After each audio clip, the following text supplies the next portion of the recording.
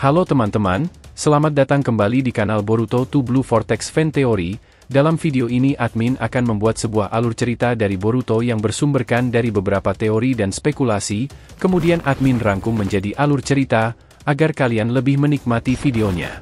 Jadi, kalau begitu langsung saja kita ke videonya, tapi sebelum itu tonton dahulu video kita sebelumnya yang ini, dan jangan lupa juga untuk like, subscribe, dan share, serta bantu kami menuju 5.000 subscriber. Jika sudah, ayo kita lanjutkan alur cerita Boruto 2 Blue Vortex ini.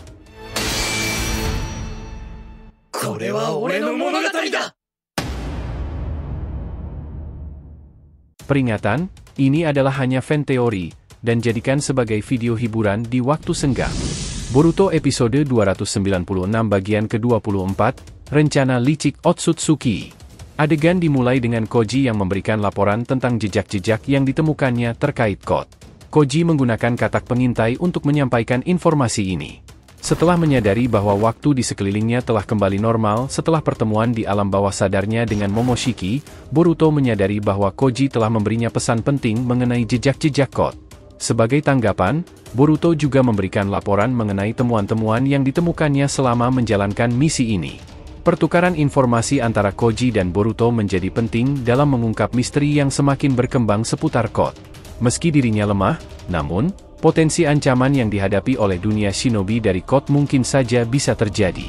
Di dimensi tempat Code bersembunyi, perasaan kemarahan menghantam Code sebagai respons terhadap peristiwa-peristiwa yang telah dirinya alami. Merasa dikhianati oleh ciptaannya sendiri, rasa marah dalam dirinya meluap, mendorongnya dengan ambisi besar untuk menghabisi para Shinju. Dengan wajah yang penuh kemarahan, Code mengucapkan, "Sialan, Shinju itu sangat merepotkan. Aku harus membuat mereka patuh kepadaku, jika tidak, rencanaku akan gagal." Tekadnya untuk menguasai para Shinju menjadi pendorong utama, dan kata-katanya mencerminkan tekadnya yang tegas untuk menjalankan rencananya dengan segala cara yang diperlukan. Code memegang peran krusial sebagai satu-satunya anggota internal yang tersisa dari organisasi Kara, dan saat ini, dia telah menjadi pemimpin setelah kematian pemimpin sebelumnya, Isshiki Otsutsuki. Dengan membawa dalam dirinya warisan Isshiki, Code mewarisi tekad dari klan Otsutsuki untuk menjadi makhluk dewa, terus berevolusi menuju keilahian dengan memanfaatkan kekuatan karma putih yang diberikan oleh Isshiki. Tanggung jawab sebagai pemimpin membawa Code untuk melanjutkan agenda ambisius yang telah ditetapkan oleh Isshiki sebelumnya, serta memimpin organisasi Kara dalam mencapai tujuannya. Kesalahan Code dimulai ketika ia membawa Bug ke tempat Jubi berada. Setelah merenung tentang situasi tersebut, Code melapisi Jubi dengan tanda cakar untuk menggunakan sebagian dari tubuhnya dalam menciptakan Sumeaka yang akan bertindak sesuai perintahnya. Ia menciptakan lebih dari 1.000 Sumeaka, menyimpan beberapa di antaranya dengan harapan dapat menggunakannya dalam serangan mendadak di Konoha. Namun, dia menyesal karena kehadiran Eida di Konoha dapat menghilangkan unsur kejutan dari serangannya.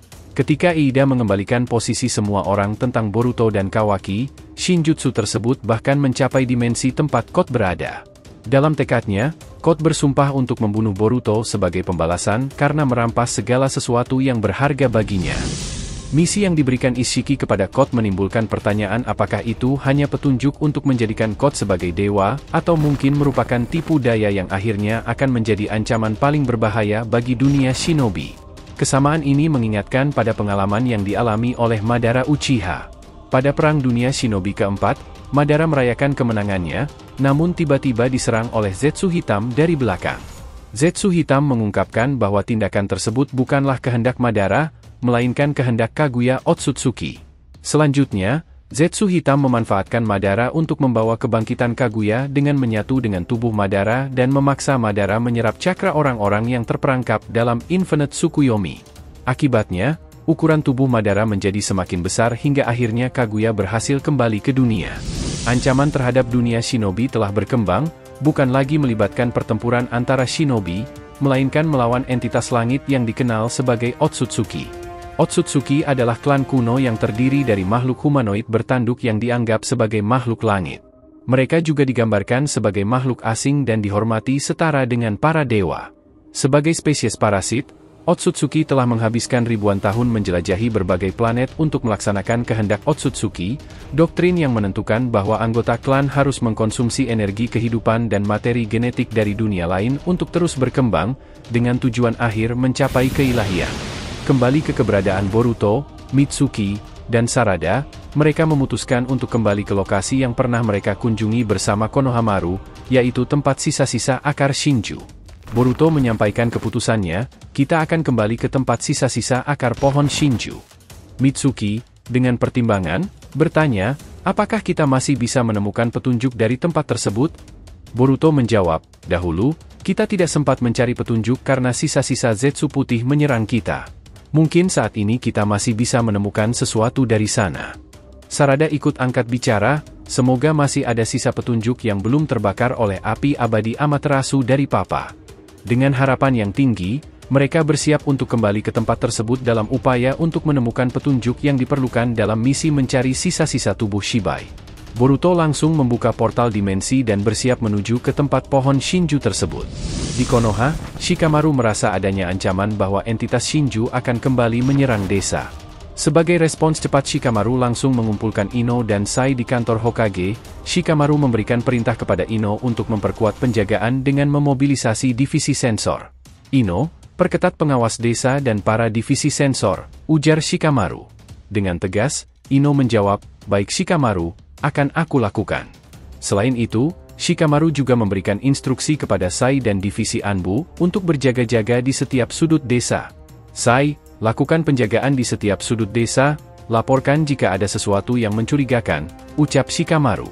Sai mengangguk dan menjawab, baik Shikamaru, akan aku lakukan. Saat ini, desa Konoha masih dihadapkan pada ancaman berbahaya dari entitas Shinju, dan setiap anggota desa diperintahkan untuk berada dalam kewaspadaan tinggi. Pindahlah adegan ke lokasi tempat Kawaki berada, di mana ia masih kesulitan menemukan petunjuk mengenai keberadaan tubuh asli dari Jubi. Dengan rasa frustrasi, Kawaki berkata, apa tubuh asli Jubi ini masih ada, atau memang sudah lenyap sama sekali? Kawaki menganggap bahwa menghancurkan tubuh asli Jubi mungkin akan membuat entitas Shinju yang mengincar Naruto juga menghilang. Tanpa diduga, Kawaki mendeteksi kehadiran Sumeaka yang mengawasinya, sehingga dengan sigap, ia segera bersembunyi dan menghilangkan jejak cakranya agar tidak terdeteksi oleh Sumeaka. Dalam hati, Kawaki mengutarakan kekesalannya, bahkan tempat seperti ini juga dijaga oleh para Sumeaka, sungguh menyebalkan. Situasinya semakin kompleks dengan keberadaan pengawasan dari Sumeaka, menambah ketegangan dalam pencarian Kawaki. Boruto, Sarada, dan Mitsuki telah berhasil mencapai lokasi di mana sisa-sisa pohon Shinju berada. Boruto, yang kini telah menjadi Otsutsuki murni, mulai merasakan energi yang kuat yang dipancarkan oleh sisa-sisa pohon Shinju itu. Dalam hatinya, Boruto berkata, kekuatan pohon Shinju memang sangat terasa kuat, meski hanya sisa-sisanya saja, aku bisa merasakannya. Mereka berjalan menyusuri akar-akar pohon Shinju dengan harapan menemukan petunjuk yang terkait dengan sisa-sisa tubuh Shibai. Dalam pencarian mereka, ketegangan terus tumbuh, karena mereka menyadari bahwa informasi yang ditemukan di tempat ini bisa menjadi kunci untuk mengungkap misteri mengenai sisa-sisa tubuh Shibai dan melawan ancaman entitas Shinju yang mengancam dunia shinobi. Di laboratorium Konoha, Amado ditemukan berada bersama Sumire, sedang terlibat dalam percakapan mengenai Shinju dan Boruto. Amado mencurigai bahwa Boruto mungkin telah berbagi informasi penting dengan Sumire, dan ia pun langsung mengajukan pertanyaan, Sumire, apa yang Boruto katakan padamu? Pertanyaan Amado membuat Sumire merasa ragu untuk mengungkapkan semua yang telah disampaikan Boruto. Dengan hati-hati, Sumire hanya memberikan rincian kecil tentang Sasuke yang berubah menjadi pohon Shinju dan akhirnya menjadi entitas Shinju seperti yang terjadi pada yang lain. Amado hanya mendengarkan dengan diam, dan pertanyaan mendasar pun muncul. Apa yang sedang dipikirkan oleh Amado dan di pihak manakah loyalitasnya berada dalam konteks situasi yang semakin rumit ini? Terima kasih telah menonton video alur cerita Boruto episode 296 bagian ke-24, Rencana Licik Otsutsuki.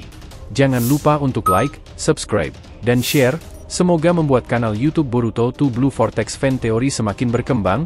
Jika sudah, terima kasih, dan sampai bertemu di video alur cerita berikutnya.